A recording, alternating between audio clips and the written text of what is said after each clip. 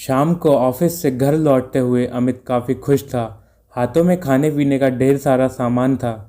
दीपा ने देखा तो पूछा, जनाब क्या बात है, किस पार्टी की तैयारी है? तो अमित ने सामान रखते हुए कहा, माँ का फ़ोन आया था, कल शाम को वो हमारे यहाँ आ रही हैं, 4-5 दिन रुकेंगी।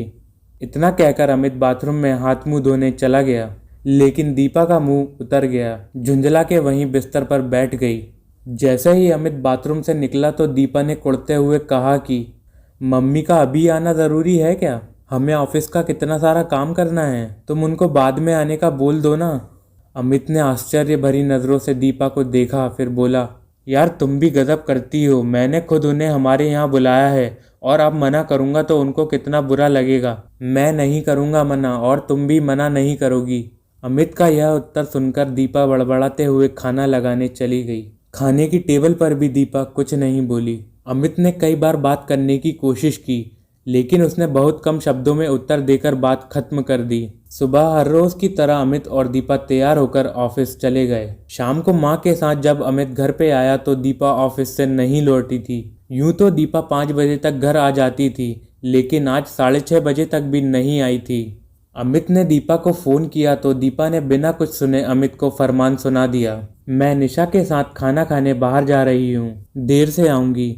रात को 9:30 बजे जब दीपा घर लौटी तो अमित और माँ खाने की टेबल पर खाना खा रहे थे। माँ को सामने देखते ही दीपा को मानो काटो तो खून नहीं जैसी स्थिति हो गई थी।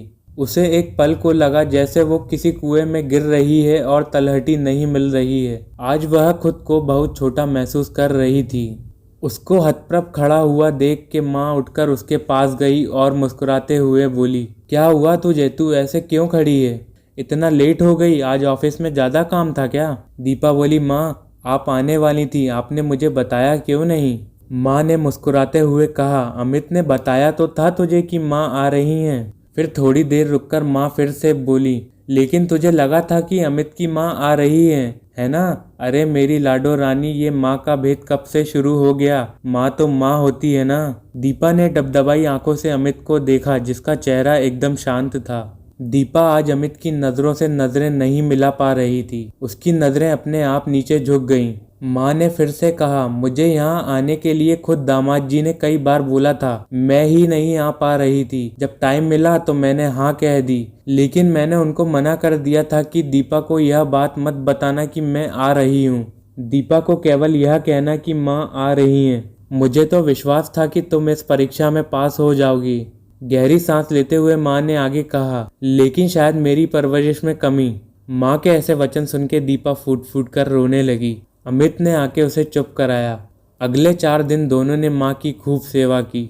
जिस दिन माँ वापसी जा रही थी उस दिन दीपा ने जिद की कि माँ को छोड़ने वो रेलवे स्टेशन जाएगी। अमित ऑफिस चला गया। जब शाम को घर लौटा तो सोफे पर बैठकर दीपा माँ के सिर की तेल से चंपी कर रही थी। अमित ने आके माँ के पैर छुए। माँ ने उठ के अमित को गले से लगा लिया और बोली, बहू और मैं तेरा ही इंतजार कर रहे थे। अमित ने प्रसन्नचित्त होकर दीपा की ओर देखा। दीपा ने मुस्कुराते हुए अमित के कान में धीरे से कहा कि एक माँ गई तो दूसरी माँ को बुला लिया। प्यारे दोस्तों, सबको अपने माँ बाप प्यारे होते हैं। अगर हम अपने जीवन साथी के माँ बाप को प्यार और इज्जत देंगे तो वह भी हमारे माँ बाप को सम्मान और प्यार देगा। दोस्तों, कहानी आपको कैसी लगी कमेंट करके ज़रूर बताएं। अगर कहानी पसंद आई हो तो वीडियो को लाइक करें और ऐसी ही अन्य अच्छी कहानियाँ सुनने के लिए चैनल को सब्सक्राइब करें।